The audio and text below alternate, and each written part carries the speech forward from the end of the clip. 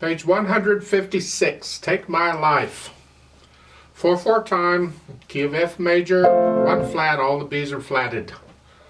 This piece is extremely repetitious, so if we can get this bit at the beginning, we've got most of the piece. And then the chorus thing, the first line of the chorus at the bottom of page 157, you got the chorus, because it just keeps seeming to repeat the same notes and rhythms pretty much. However, let's talk about it. Right hand, 1 and 2 and, or I could go 1 and and 2 and. I'm lazy, so I just 1 and 2 and I know there's 2 16th notes in there. 1 and 2 and 3 and 4 and 1 and 2 and 3 and 4. Isn't that fun? Bottom line there on page 56, it's that rhythm. Now 4th finger here and not 5th. You could do 5th, but let's go with 4th. It's kind of fun, whatever. 4 2 1 is what we're going to do. We're saving the little finger for the B flat. Basically we're here. So it's 1 and 2 and 3 and 4 and 1 and 2 and 3 and 1 and. I recommend 4th finger here, not 5th. Just stay with 4th. 1 and 2 and 3 and 4. Second line, page 157. You're here, 4th finger. 1 and 2 and 3 and 4 and 1 and 2 and you'll get this rhythm again on the following pages, but that's pretty much it. Then for the chorus at the bottom of page 157, here 1 and 2 and 3 and 4 and 1 and 2 and 3 and that repeats it till but get this line and you've got the chorus. And when you get down to the bottom of page 158, go back to this rhythm before, and that continues that on into page 159. I don't see a lot of trouble with 159. So let's look at the left hand. Left hand is supporting, keep it soft. At the beginning, 5 is okay. You can do a 4 2 1 if you want. Just keep in mind you got a B flat coming way down here. It's up to you how you do it. Pedal will help you to connect these. And this is really about all the left hand's doing. It's just 1 and 2 and 3 and 4 and over on page 157 at the bottom, they're saying 4th finger, and the reason for this is because you need 4th finger on the D later, but you're coming from a B flat. So just look at this. If I go 4th finger, then when I get up here, I got a thumb on B flat. You may not like that, but then I can reach the D easily enough. If I use 5th finger here, so I can do 2nd finger there, this is a big stretch. I still need 4th finger on that D. So if I do that, I'm pretty much forced to do a 5th finger on it and a substitution. I play it with the 5th and immediately put the 4th on it. You can do that. Because we want to connect these 2 notes. Don't use 5th on both.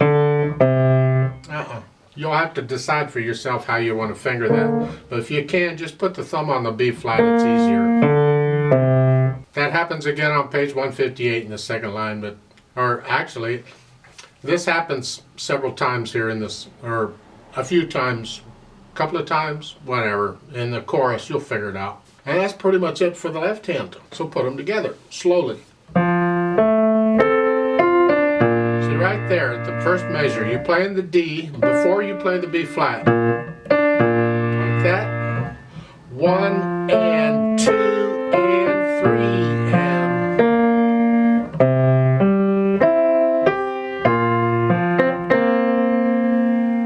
That sounds good, don't it?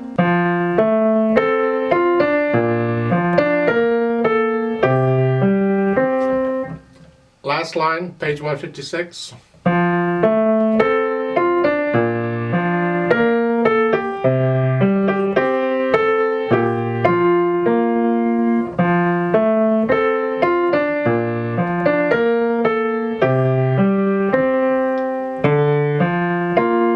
sure you lift up the right hand on these rests. That left hand needs to be by itself. We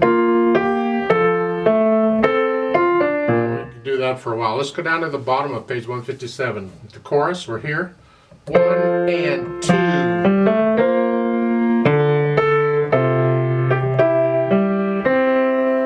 Again with the counting. 1 and 2 and 3 and 4 and 1 and 2 and 3 and that's the chorus pretty much. It just repeats this over and over and over. When you get over to page 158 on the second line, in the second measure, they have you here. Now they want little finger on this. That's okay, but you need to connect this and this. These two notes in that measure, that's not a phrase different. That's all connected together. So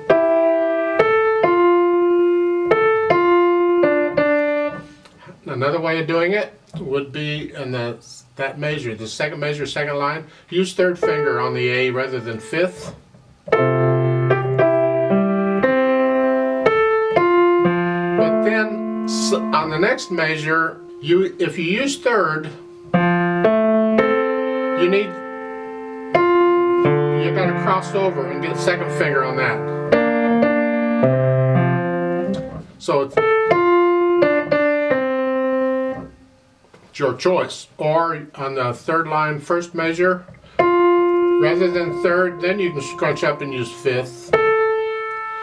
To me, that's easier than scrunching up here and using fifth on the second measure of the second line, because you're here and they want you to scrunch up and use fifth.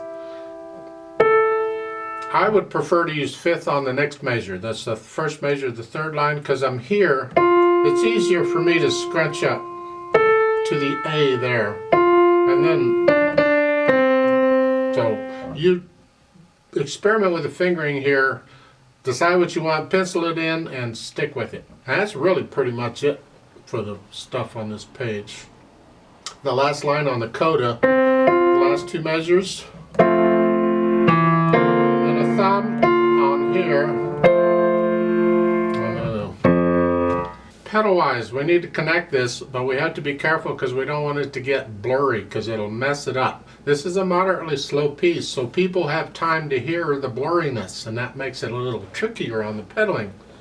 If it were a quick piece, then we could blur things up a little bit and it would go by so quick we wouldn't mind. So let's look at this pedaling carefully. I don't do a lot with dynamics. You'll have to experiment with the dynamics and feel it once you get to know the piece. Just bring out the melody.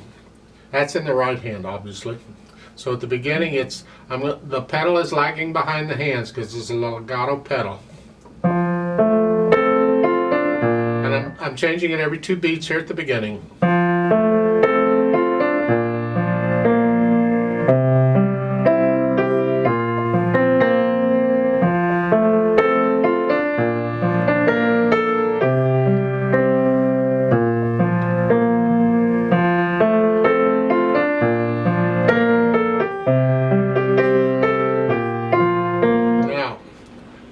Measure on page 156. It's a typical way that I tend to pedal this kind of stuff.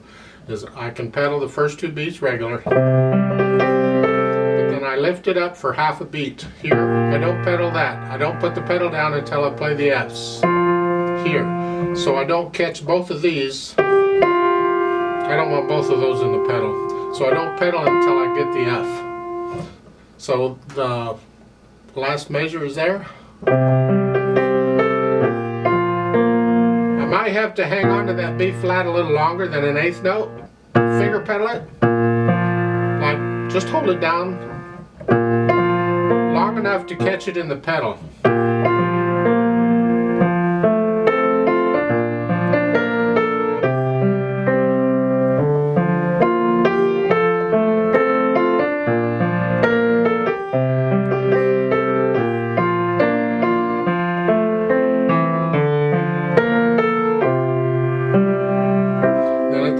Page 157 here, pretty much every 2 beats, I think.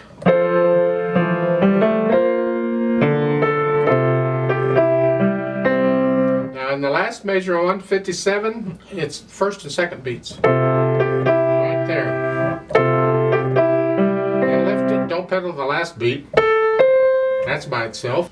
And on page 158 it continues the same kind of pedaling as the bottom of page 157.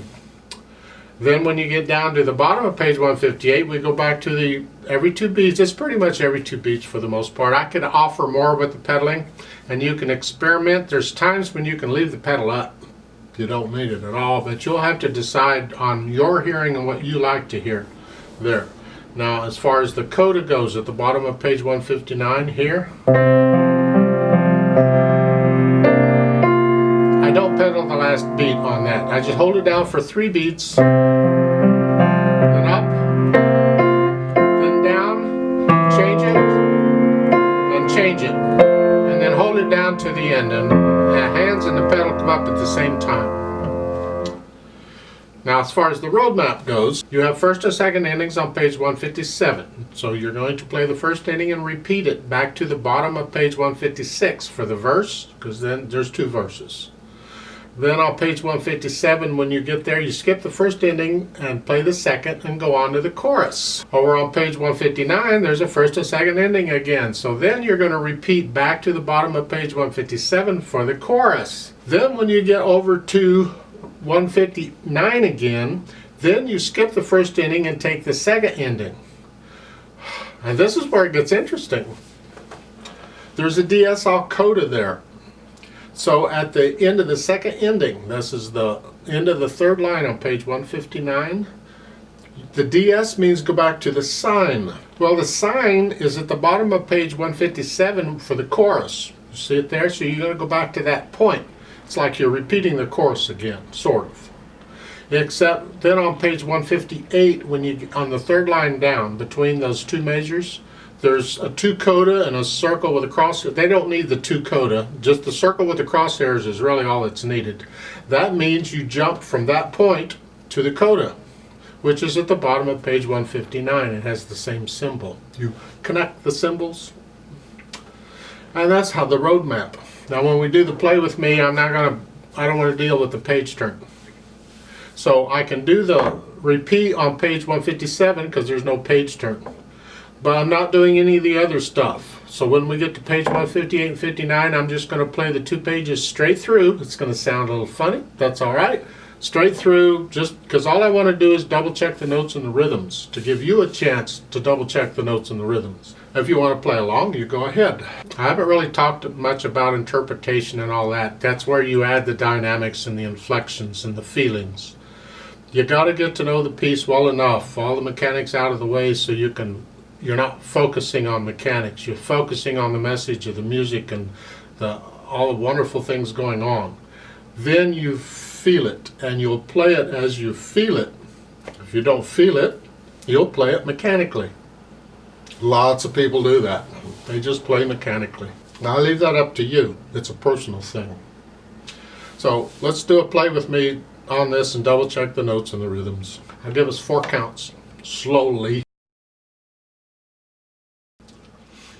1 and 2 and ready and go, and 1 and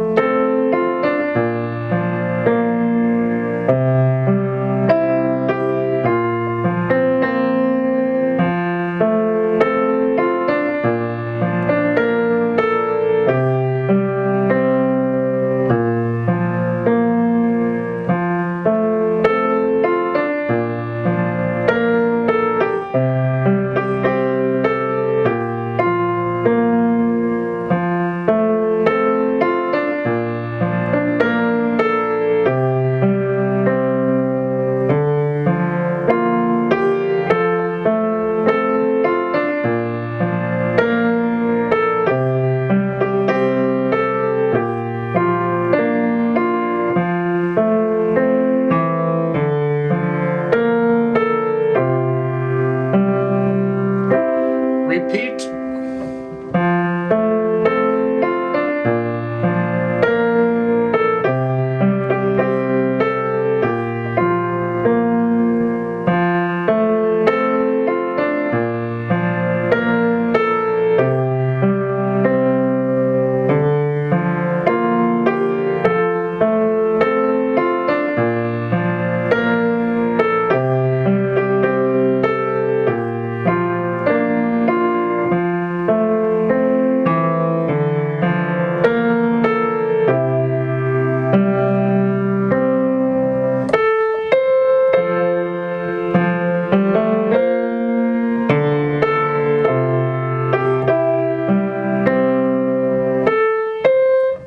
page. 1 and 2 and ready and go. And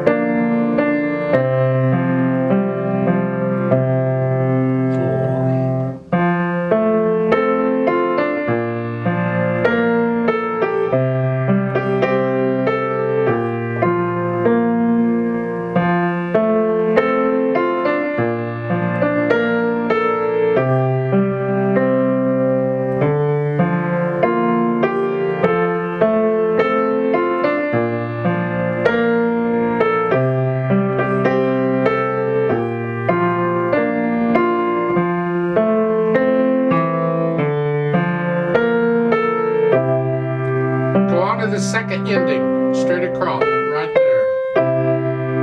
Now go to the coda.